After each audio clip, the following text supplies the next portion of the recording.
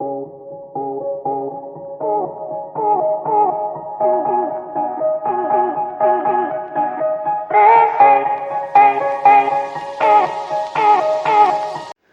Everyone, कैसे हैं आप। तो हम देख रहे हैं जो निःशुल्क एनसीईआरटी सीरीज चल रही है हमारी, जिसके अंतर्गत हम देख रहे हैं क्लास 6 की जो हमारी पॉलिटी की एनसीईआरटी है, जिसकी यूनिट सेकंड गवर्नमेंट मतलब कि सरकार के बारे में हम देख रहे हैं,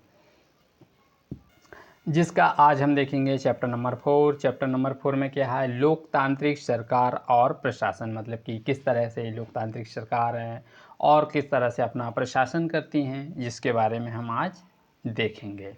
तो चलिएगा स्टार्ट करते हैं हम कि लोकतांत्रिक सरकार के चुनाव और उनके बारे में देखते हैं कि मुख्य तत्व क्या हैं। तो इस पार्ट में हम सरकार के प्रभावित होने वाली कुछ प्रमुख यानी कि मुख्य बातें हैं, इसके समाधान किस तरह से हैं, इनकी समस्या क्या हैं, भागीदारी क्या है, समाधान समानता न्याय और लोकतांत्रिक व्यवस्था के सफल और लोकतांत्रिक व्यवस्था में ना तो क्या है क्या होगा, और इसके बारे में जैसे कि दक्षिण अफ्रीका में रहने की वाले की माया की कहानी हम पढ़ेंगे। जैसे कि आप देख सकते हैं ये वर्ल्ड का मैप है, जिसमें भारत कहाँ पर है, भारत यहाँ पर है, ये क्या है दक्षिण अफ्रीका, दक्षिण उत्तरी अमेरिका, दक्षिणी अमेरिका, ऑस्ट्रेलिया है, फिर इधर यूरोप है, फिर ये पैसिफिक रीजन है जिसमें हम इसके बारे में देखिए न्यूजीलैंड है, इसको हम देखेंगे। तो हम देखते हैं इसमें दक्षिण अफ्रीका एक ऐसा देश है जहाँ कई प्रजातियों के लोग रहते हैं, मतलब कि दक्षिण अफ्रीका ही एक ऐसा देश है जिसमें कि कई प्रकार की यहाँ पर प्रजातियाँ रहती हैं, जैसे कि श्वेत हैं, गोरे हैं, अश्वेत है जिसे काले बोलते हैं, और जिनकी त्वचा का रंग सांवला होते हैं जैसे कि भारतीय। तो हम जोहान्सबर्ग में रहने वाले 11 वर्ष की एक दक्षिण अफ्रीका लड़की माया नायडू एक दिन पुराने बक्से की सफाई करने अपनी माँ से बती, मतलब कि दक्षिण अफ्रीका में रहने वाली एक कौन थी, माया नायडू एक दिन अपनी क्या होती है वह सफाई करते समय उसके क्या हुआ, पुराने बक्स को सफाई करते हुए देखी और अपनी माँ से की मदद की कर रही थी, मतलब कि जो बॉक्स था उसको सफाई करने के लिए उसकी माँ के साथ वह माँ की मदद कर रही थी। जो माँ उसको बॉक्स की सफाई कर रही थी तो उसको मदद करने के लिए कौन आई, माया नायडू तो रही। तो फिर इसमें एक रजिस्ट्रार जिसमें कि स्क्रैप बुक थी मिला और अखबार में करताने और तस्वीरें थी, जिस करताने और तस्वीरों से क्या थी ये भरा हुआ था। इसमें एक 15 साल के स्कूल जाने वाले लड़के की बहुत सारी तस्वीर थी, मतलब जो 15 साल का जो बच्चा था वह स्कूल जाने की उसकी क्या थी, उसकी बहुत सारी इसमें उस बॉक्स में तस्वीर रखी थी। माया ने जब उस लड़के के बारे में अपनी माँ से पूछा तो पता चला कि उसका नाम हेक्टर पीटरसन था। क्या नाम था उसका, हेक्टर पीटरसन था, जो उसको पुलिस ने गोली मार दी और माया को बड़ा झटका लगा। तो उसने पूछा क्यों। यदि दोस्तों आप चैनल में नए हो तो चैनल को सब्सक्राइब कर लीजिएगा, जो नीचे बेल आइकन बटन दिख रहा है लाल वाला उसको प्रेस कर दीजिएगा।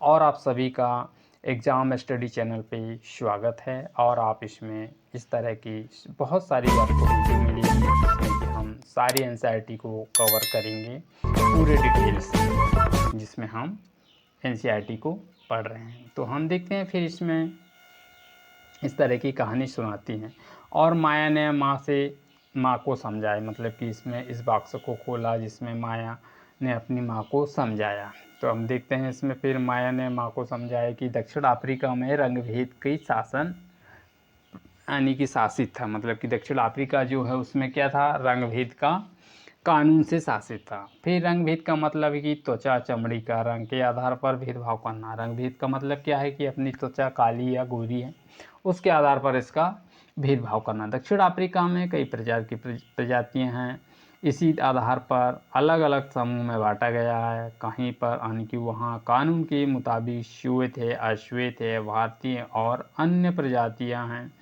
जिसमें कि एक दूसरे से संबंध बनाते हैं, मतलब कि जो मिलजुल कर रहते हैं कि यानी कि जो उनका है अलग अलग प्रकार की प्रजाति हैं उन दूसरे से संबंध बनाने की इजाज़त नहीं है, ना कि संबंध बनाया जा सके।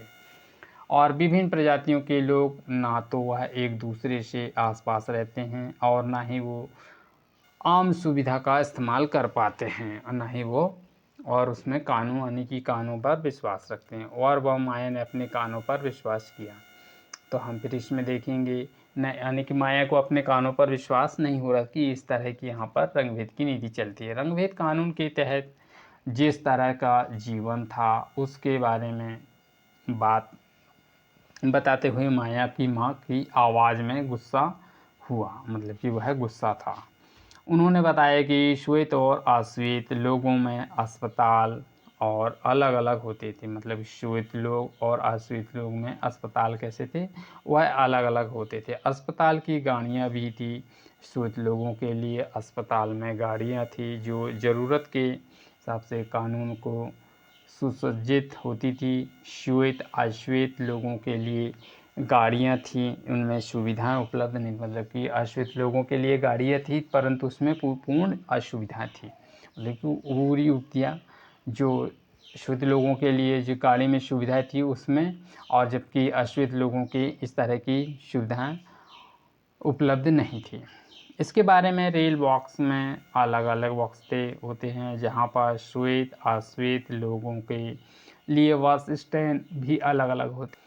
यहाँ पर कहने का तात्पर्य यह है कि जो श्वेत लोग हैं उनके लिए अलग बस स्टैंड हुआ करता था और अश्वेत लोगों के लिए भी अलग बस स्टॉप रहता था, जिसमें अश्वेत लोगों को वोट देने की इजाज़त नहीं थी, मतलब कि जो श्वेत लोग हैं उनको वोट देने की इजाज़त थी, परंतु अश्वेत लोग जो होते हैं, जो काले लोग होते हैं, उन्हें वोट देने का इजाज़त नहीं थी। देश में सबसे अच्छी ज़मीन श्वेत लोगों के लिए थी, मतलब कि देश में जो सबसे अच्छी ज़मीन है उसके लिए थी, श्वेत लोगों के लिए थी और अश्वेत लोगों के लिए नहीं। आरक्षित और श्वेत अश्वेत लोगों की खेती के लिए सबसे घटिया ज़मीन मिलती थी, मतलब कि जिस पे ज़्यादा उपजाऊ नहीं होती, वो उस ज़मीन को किसको देते थे, उस ज़मीन को अश्वेत लोगों को दे दिया जाता था। इससे पता चलता है कि अश्वेत लोगों एवं भारतीय लोगों के बराबर नहीं माना जाता, मतलब अश्वेत लोग जो होते हैं भारतीय लोगों के बराबर नहीं माना जाता, इसके साथ भेदभाव भी किया जाता है। तो इसमें दक्षिण पश्चिम हिस्से में एक शहर था जिसे स्वेटो, जहाँ पर सिर्फ अश्वेत लोग रहते थे। हेक्टर पीटरसन वहीं का रहने वाला था। हेक्टर पीटरसन भी कहाँ का रहने वाला था, स्वीटो का रहने वाला था, जहाँ पर अश्वेत लोग रहते थे। वहाँ के श्वेत या अफ्रीकन्स भाषा बोलते हैं। वहाँ के श्वेत जो होते हुआ है कौन सी भाषा बोलते हैं, अफ्रीकन्स भाषा बोलते हैं। हेक्टर और स्कूल के अन्य विद्यार्थियों पर भी भाषा को सीखने के लिए जोर डाला गया, किसका, हेक्टर पर। जबकि अन्य में इस प्रकार की भाषा जुलू सीखना चाहते थे। कौन सी भाषा, जुलू भाषा सीखना चाहते थे। तो ये हेक्टर ने अपने सहपाठियों के साथ अफ्रीकन्स को सीखने का विरोध किया, मतलब हेक्टर जो था उसने अफ्रीकन भाषा को सीखने का क्या किया, विरोध किया। दक्षिण अफ्रीका में की पुलिस यानी कि इसका विरोध करने के लिए उन लोगों को क्या करती थी, बेरहमी से पीटा, मतलब कि जिस प्रकार के ये भाषा का विरोध कर रहे थे उनको क्या करिए, अब पुलिस ने उनको बेरहमी से क्या किया, पीटा और भीड़ में गोली भी चलाई। उनमें से एक गोली किसको लगी, गोली हेक्टर को लगी और वह मारा गया। वो विरोध कर रहा था इसलिए पुलिस ने गोली चलाई और उनमें से एक गोली किसको लगी, हेक्टर को लगी, जिससे कि वह मारा गया। ये बात कब की हुई, ये 16 जून 1976 की घटना है, मतलब कि 1976 में, 16 जून 1976 में इस प्रकार की घटना कहाँ घटी, अफ्रीका में घटी। अफ्रीका जो राष्ट्रीय कांग्रेस और उनके जाने माने नेता कौन थे, नेल्सन मंडेला। कौन थे वहाँ, नेल्सन मंडेला ने रंगभेद की नीति के खिलाफ क्या किया, बहुत ही कड़ा संघर्ष किया। किसने, नेल्सन मंडेला ने। तो लंबे समय तक यह संघर्ष चलता रहा। फिर 1994 में इन्होंने सफलता मिली, किसको, नेल्सन मंडेला को। सन 1994 में उन्हें सफलता मिली। दक्षिण अफ्रीका में लोकतांत्रिक देश बना और वह सभी प्रजातियों के लिए बराबर बना गया। और इसमें हम अश्वेत लोग रंग भेद विधि की सूची बनाई है। तो फिर हेक्टर और उसके साथी ने इस तरह के संघर्ष के खिलाफ संघर्ष किया। फिर आप सभी लोगों के साथ बराबरी का व्यवहार करिए, जरूरी है। तो आइए आप समझने की कोशिश करते हैं कि सरकार के लोकतांत्रिक होने का हमारे लिए क्या मतलब है। इसके बारे में हम देखेंगे कि सरकार में लोकतांत्रिक होने का हमारे लिए क्या मतलब है। अब बात करते हैं हम भागीदारी की। भागीदारी क्या है? तो हमारे यहाँ नियमित रूप से चुनाव होते रहते हैं। मतलब कि भागीदारी का मतलब क्या है? हमारे भागीदारी में देखते हैं हम, हमारे यहाँ निरंतर नियमित रूप से चुनाव क्यों होते हैं? तो आपने पिछले पाठ में पढ़ा कि लोकतंत्र में लोग निर्णय लेते हैं, चुनाव में वोट देकर अपने प्रतिनिधि को चुनते हैं। जैसे कि हमने पिछले चैप्टर में देखा था, प्रतिनिधि वे ही लोग की तरफ निर्णय लेते हैं। यह मानकर चला जाता है कि प्रतिनिधि निर्णय लेते वक्त लोगों की ज़रूरत और उनका ध्यान रखते। मतलब कि जो प्रतिनिधि को चुनते हैं और फिर वो वही लोग हैं जो चुने हुए प्रतिनिधि जो होते हैं, वह लोगों को किस तरह से उनको सहायता की जाए और उनके ध्यान में रखते हुए वह सरकार की लोगों की मांगों की ज़रूरत के ध्यान में रखते हुए बात करते हैं या फिर वह सरकार का निर्माण करते हैं। कुछ अखबार देखिए जिनमें से दी गई चुनावों के अखबारों की चर्चा एक नियमित रूप से के बाद चुनाव में होते रहती हैं। क्या ज़रूरत है? सभी सरकारों को एक निश्चित समय के लिए चुना जाता। मतलब कि सरकार जो होती है स्थायी तौर पर निश्चित आने की स्थायी नहीं होती, उन्हें निश्चित समय के लिए चुना जाता है। जैसे कि हमारे देश में देख लें, हम भारत में प्रत्येक 5 वर्ष में के लिए ही सरकार चुनी जाती है। यदि वह फिर से उसका प्रदर्शन अच्छा रहता है तो फिर से वह सरकार चुनाव में जीत कर आकर फिर अपना प्रतिनिधित्व करती हैं। तो फिर इस तरह से हम एक बार चुने जाने के बाद सरकार 5 वर्ष की सत्ता में रहती है। सरकार फिर से सत्ता में बने रहने के लिए तभी संभव होता है जब यदि लोगों की वह सहायता करे और वह समय पर घड़ी यानी कि चुनाव की घड़ी में लोगों की सहायता करें और लोकतंत्र में अपनी ताकत के महसूस करते हैं। इस तरह से नियमित रूप से होने यानी चुनाव होने से लोगों की सरकार पर भी नियंत्रण रहता है। मतलब कि लोग चाहें तो सरकार को गिरा भी सकते हैं और बना भी सकते हैं, क्योंकि वह लोगों की यानी जनता के द्वारा ही बनाई गई सरकार होती है। यदि जनता का ध्यान रखना किसका कर्तव्य है? सरकार का। किसका? सरकार का। तो हम देखेंगे इसमें भागीदारी के अन्य तरीके कि किस तरह से भागीदारी लेते हैं, उनके तरीके की बात करते हैं हम। चुनाव में 5 वर्ष में एक बार होता, मतलब चुनाव जो होता है वह 5 वर्ष में एक बार होता है। 5 वर्ष में एक बार कहाँ पर होता है? जैसे कि हमको पता है कि हम भारत में प्रत्येक 5 साल में चुनाव होता है और एक बार होता है। वोट देने के अलावा लोकतांत्रिक सरकार के निर्णय और नीतियों में लोगों में भाग देने और कई तरह से की जाती है। तो अब इसमें हम देखेंगे कि यहाँ पर सहमति असहमति के किस प्रकार प्रकट होते हैं, इसके बारे में देखते हैं। तो अब देखते हैं तरीके के क्या तरीके हैं। लोग सरकार के कार्यों में रुचि ले कर और उसकी आलोचना भी कर सके और अपनी भागीदारी भी निभा सके। कौन? सरकार। तो फिर इसमें हम अगस्त 2005 में जब एक खास सरकार बिजली का किराया बढ़ा दिया तो लोगों ने अपना विरोध बहुत ही तीखे रूप में व्यक्त किया। मतलब कि इस तरह से किराया जब बढ़ा देते हैं तो वह सरकार का विरोध लोगों ने विरोध किया तीखे तौर पर। लोगों ने जुलूस निकाला और अपने हस्ताक्षर अभियान चलाए। सरकार ने अपने निर्णय के बचाव के तर्क पर लोगों को समझाने की कोशिश की, लेकिन अंततः लोगों की मांग माननी पड़ी। किसको? सरकार को, कि बिजली बढ़ाने के लिए दामों को घटाया जाए। सरकार के निर्णय बदलना पड़ा और वह अपने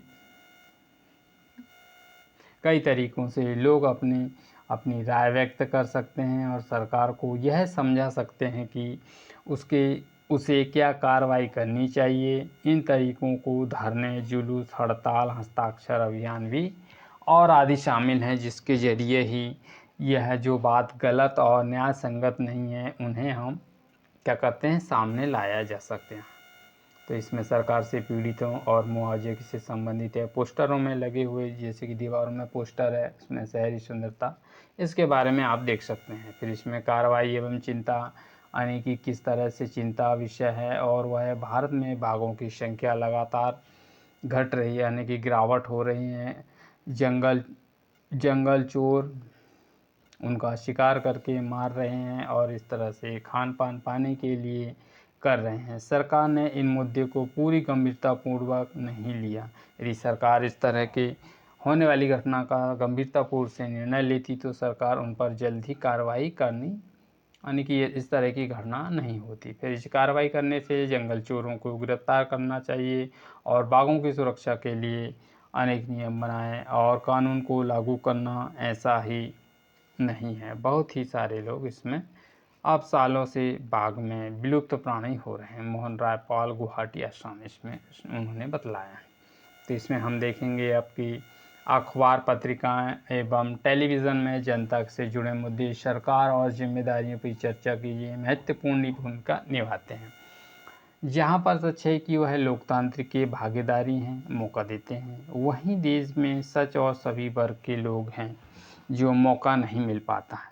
जैसे कि भागीदारी एक अन्य तरीका भी है जिसमें लोगों को आंदोलन करें और सरकार और उनके काम को पता करें और तरीके चुनें, जैसे कि दलितों और आदिवासियों, महिलाओं के अल्प की रक्षा करें। और अन्य में भागीदारी, इनके आंदोलन, जो महिला इस तरह के आंदोलन पाने के लिए क्या करते हैं, वह भागीदार रहते हैं।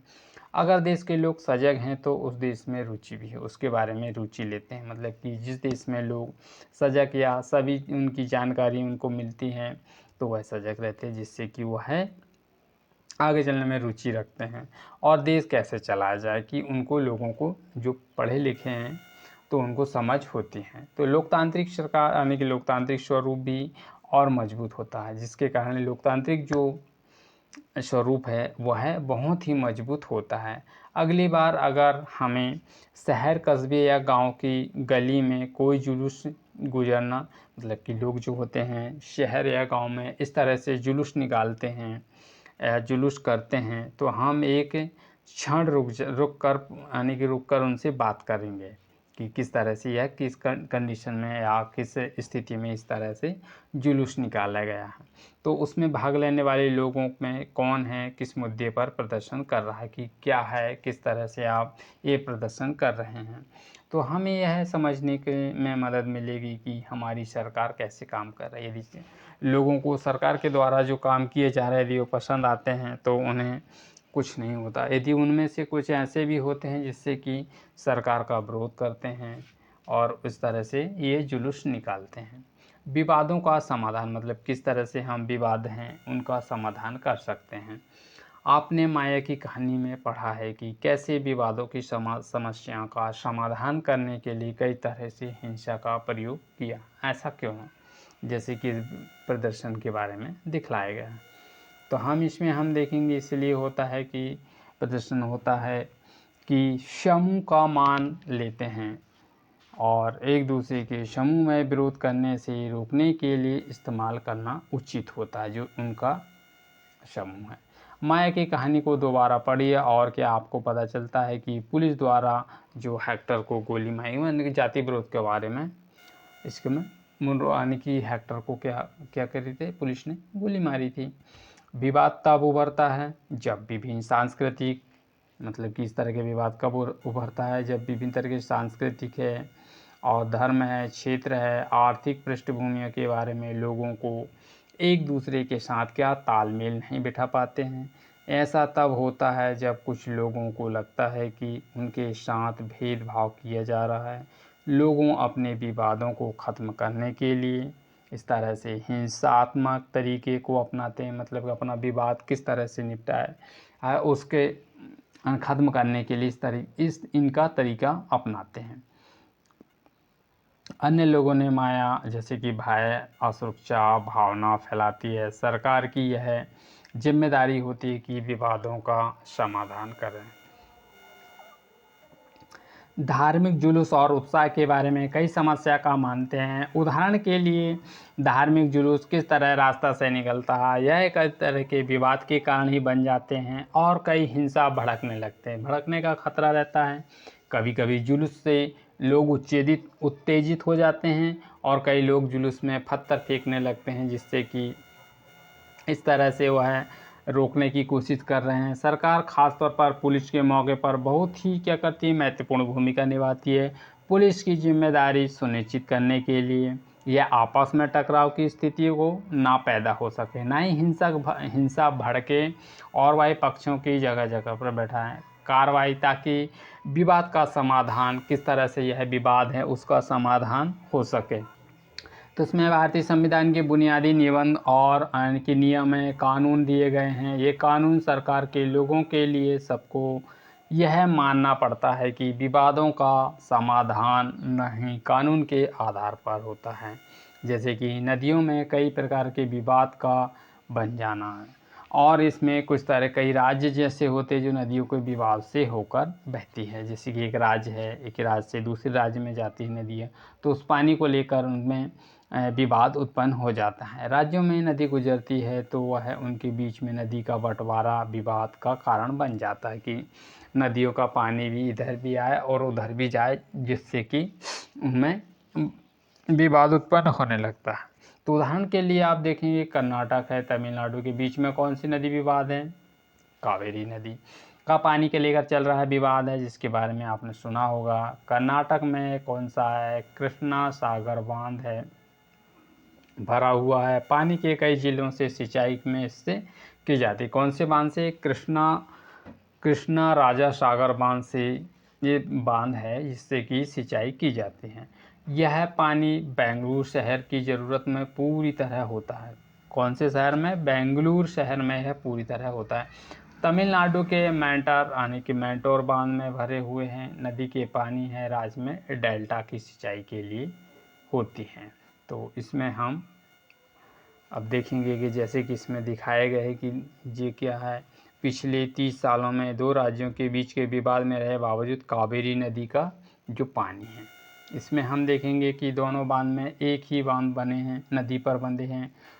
कर्नाटक का कृष्ण राजा सागर बांध है, कावेरी नदी के ऊपर है। तमिलनाडु का मैट्टूर बांध है, नदी पर। तमिलनाडु का कौन सा, मैट्टूर बांध नदी पर है, निचले छोर पर है। मैट्टूर बांध में पानी तभी भरा जा सकता है जब कृष्णा सागर का बांध पानी, मैट्टूर बांध नीचे है, कृष्ण सागर बांध ऊपर है। तो इसमें पानी तभी भरा जा सकता है जब कृष्ण सागर का बांध खोल दिया, पानी छोड़ दिया जाए, जिससे कि उसमें बांध में पानी भरा जा सके और वे लोगों की ज़रूरत के लिए भरपूर पानी चाहिए जो नहीं मिल पाता है। इससे विवाद उत्पन्न होता है, जिसके कारण राष्ट्रीय कानून में कदम उठाना पड़ता है ताकि वह लोगों के राज्य की सरकार में बंटवारा हो जाए। तो इस तरह से हम इसमें देख सकते हैं। फिर इसमें क्या है, समानता एवं न्याय की समानता क्या है और न्याय क्या है। लोकतांत्रिक सरकार के विवादों में, लोकतांत्रिक सरकार जो होती है वह विवादों में एक नए समानता के प्रतिनिधि वचनबद्ध होती है और वह अपनी न्याय है समानता एक दूसरे से अलग नहीं कर पाते। जैसे कि माया की कहानी पर मैं सरकार ने एक यानी कि क्या एक विचार समर्थन किया और तभी उसके लोग बराबर हैं। डॉक्टर अंबेडकर की कहानी में क्या अस्पृश्यता के व्यवहार की समानता का विचार ठोस होता है, इसमें हमने देखा। तो अब इसमें देखेंगे कि हम अस्पृश्यता यानी कि छुआछूत की प्रथा अब कानून में, यानी कि जो छुआछूत की प्रथा अब कानून ने इसमें क्या कर दी, रोक लगा दी है। लंबे समय तक यह दलितों की शिक्षा, स्वास्थ्य, यातायात सुविधा वंचित रखा गया। इससे हालात यह है कि पूरे सार्वजनिक मंदिर में घुसने की अनुमति नहीं होती थी। तो अंबेडकर ने, जिनके बारे में आपने पहले पढ़ा है कि कई लोग अन्य लोगों से जोर देकर कहा और ज़्यादा कि इस प्रकार की प्रथा को अमानवीय रूप से समझा, किसने, अंबेडकर जी ने। तो इससे प्राप्त हुआ, फिर कई लोगों ने इसकी बराबरी का व्यवहार भी करने लगे। तो हम देखेंगे सरकार की समानता और इसमें ज़रूरत को कैसे पहचाननी पड़ी और इन समूह में के लिए विशेष प्रावधान करती हैं। समाज में अब भी बराबर नहीं माना, मतलब समाज में उन लोगों को भी अभी भी बराबरी में नहीं माना जाता। हमारे समाज में है आम प्रवृत्ति है, मतलब कि समाज में इस प्रकार की कैसी है, आम प्रवृत्ति है। जो लोग लड़के देखभाल लड़की से ज़्यादा करते, किसकी, लड़कों की। तो इसका मतलब है कि समाज में लड़कियों को उतना महत्व नहीं दिया जाता जितना कि लड़कों को महत्व दिया जाता है। तो इस धारणा से यह धारणा गलत एवं अन्यायपूर्ण है। तो इसे दूर करने के लिए सरकार के द्वारा उठाए गए कदम हैं, जो सरकार ने कुछ विशेष प्रावधान किए, जिसमें से कहानी लड़कियां एक साथ होनी, ये यानी कि लड़कियां हैं अपने साथ होने वाले अन्य छुटकारा को पा सके। तो इस तरह से हम इसमें इनको देख सकते हैं। और फिर इसमें उदाहरण के लिए सरकारी स्कूल में, कॉलेजों में लड़कियों की फीस खत्म या कर पाने का प्रावधान भी है। तो इसमें आपके अनुसार पीटा यानी कि फीस, यानी जो फीस के घटा दी गई लड़कियों को स्कूल जाने में कैसे मदद मिलेगी। क्या आप अपने किसी के साथ में कोई भेदभाव होते हैं, उदाहरण को देखकर बताइए, यानी कि उदाहरण देकर आपको बतलाना है। इस स्थिति में अपने आप उसकी मदद क्या की और आपके बारे में इसमें सहमत थे, जो लोगों को अपना कैसे समझाएं। आइए अब देखते हैं हम इसमें से कुछ सवाल है जिसके अंतर्गत आपको उत्तर देना है। आज दक्षिण अफ्रीका में माया का जीवन कैसा चल रहा है, इसके बारे में बतलाना है। और किस विभिन्न तरीके के लोग हैं जो प्रक्रिया में भाग लेते हैं, और विभिन्न विवादों से मुद्दे को सुलझाने के लिए सरकार की क्या ज़रूरी होती है। सभी लोगों के साथ समानता और व्यवहार ऐसे सुनिश्चित करने के लिए सरकार का क्या कदम उठाती है, और इसके बारे में आपको बतलाना है। दोस्तों, सेशन कैसा लगा? यदि सेशन आपको पसंद आए तो इसे लाइक कीजिएगा, शेयर कीजिएगा, और मिलते हैं नेक्स्ट वीडियो में। Thank you for all of you. जय हिंद।